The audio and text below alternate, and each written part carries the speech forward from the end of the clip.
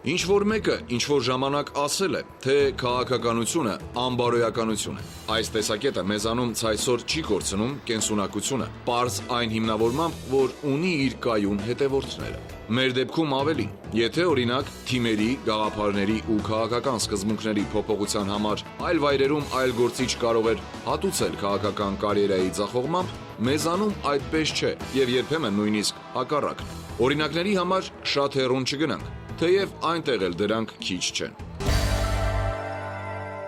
2007 թվականին նախագահական ընտրությունների մրցավազքը վերածվել էր հակամարտության, օրվա իշխող թիմի եւ արմատական ընդդիմության միջև։ Նախընտրական պայքարը տարվում էր ոչ թե գաղափարների ու ծրագրերի միջև, այլև վարկաբեկումների ու հայոյախոսության։ Այն օրերից հայ հեղափոխական դաշնակցությունը զգուշացնում էր, որ օրեցօր սրվող հակամարտությունը կարող է հանգեցնել արյունահեղության։ Ցավոք, հաղթելու կիրքն առավել մոլեգին էր, քան կարող էր լինել սթափեցման կոչը։ Արդյունքը հայտնի է բոլորիս՝ եղբայրասպան բախումներ մայրաքաղաքի կենտրոնում, քաոս, ավերածություն ու թալան։ Հաջորդ օրը ողջ հանրապետությունը սգի մեջ էր, եւ միայն կատարվածի գլխավոր մեղավորներից մեկը՝ Լևոն Տեր-Պետրոսյանը, իր թիմակից Ալեքսանդր Արզումանյանի հետ հեռախոսազրույցի ժամանակ ուրախությամբ գնահատում էր տեղի ունեցածը հետեւյալ կերպ. «Ամեն ինչ շատ լավ եղավ, Ալիկ ջան, այսքանից հետո ոչ մեր ժողովուրդը եւ ոչ էլ արևմուտքը չեն ընդունի Հայաստանի գործող իշխանությանը»։ Այնուհետև Լևոն Տեր-Պետրոսյանը հայտարարեց, որ ժողովրդի ու թիմակիցների հետ նորացնում է պայքարը իշխանության հրաժարականի եւ արտահերթ ընտրությունների պահանջով։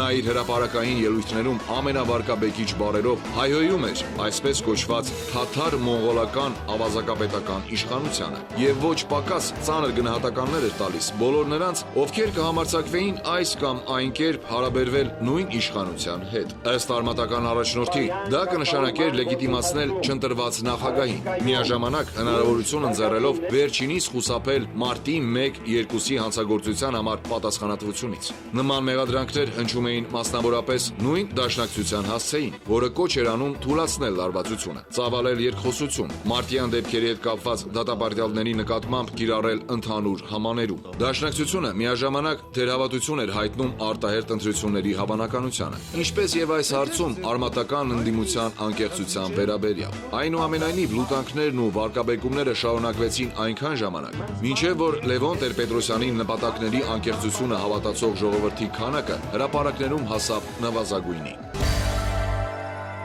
Ինչպես որ ցրվող ամպերի տակից արևի սկավառակն է անսպասելի ճառագում։ Նույն ինքը Լևոն Տեր-Պետրոսյանը մի օր հայտնաբերեց, որ այնքան էլ սարսափելի չէ կյանքը, եւ որ սա իր երազած երկիրն է։ Իսկ երկրի ու ժողովրդի կյանքը այդպես կտրուկ փոխվեց այն բանից հետո, երբ ազատ արձակվեցին դեռևս անազատության մեջ գտնվող մի քանի զինակիցներ, ընդդիմադիրներին թույլատրեցին հանրահավաքներ անցկացնել իրենց ցանկացած վայրում եւ վերջապես իշխանությունը պատրաստակամություն դրսեւորեց երկխոսելու ընդդիմության հետ։ Հանրապետության կենտրոնը ամիսներ շարունակ երգի մեջ պահած, մայրաքաղաքի կենտրոնում ժողովրդին ռազմական մեքենայի հետ ընթարման մղած առաջնորդը հանկարծ գլխի ընկավ, որ երկրի կայունությունը կարևորագույն խնդիր է եւ ժողովրդի շահերից է բխում իշխանության ու ընդդիմության միջև երկխոսության ու գործակցության անհրաժեշտությունը։ Իհարկե կարելի է նաև տարակուսել, թե ուր մնաց այդ դեպքում չընտրված իշխանությանը չօրինականացնելու նպատակը, եւ այն էլ գալիք ընտրությունների նախօրյակին,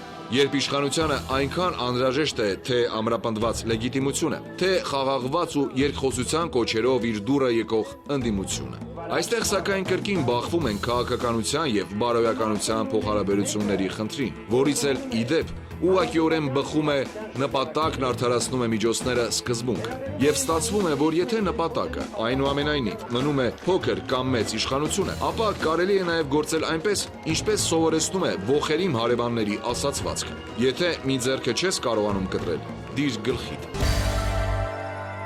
Ինչ վերաբերում է հակառակորդներին, որոնց երեկ մեղադրում էին այն բանի մեջ, ինչն այսօր ինքդ ես անում, ապա բարոյական կապանքներից կաշկանդում չունենալը օգնում է, որ հիմա էլ վերջինիս հակառակ բաների մեջ մեղադրես։ Ինչ վերաբերում է այն հեքիաթին, թե երկխոսությունը պետք է վերաբերի արտահերթ ընտրություններին, ապա երեխան էլ կհասկանա, որ եթե քո այս ցանկությունը իշխանությունը չէր ընդունում, երբ նրա դեմ ուժային ճնշում է իր բանեցնում, ինչու պետք է ընդ առաջին, եթե քո բանագնացները նստեն նրա առաջ ու խնդրեն այդ մասին։ Բնականաբար այս պարզ ճշմարտությունը հասկանում են բոլորը, եւ ուրեմն ինչի շուրջ պետք է ընթանան բանակցությունները։ Եթե պարզապես գալիք խորհրդարանում արմատական ընդդիմության հնարավոր տեղերի, սրան կարելի է ըմբռնումով մոտենալ։ Եթե իհարկե արտահերթ ընտրությունների մասին հեքիաթը սքողելու համար չեն Ղարաբաղին, հայ-թուրքական հարաբերություններին վերաբերող խնդիրները, ազգային շահեր շոշափող հարցերը, որոնց լուծման ձևաչափը երբեք ներքին երկու ուժերի փսփսոցը չէ։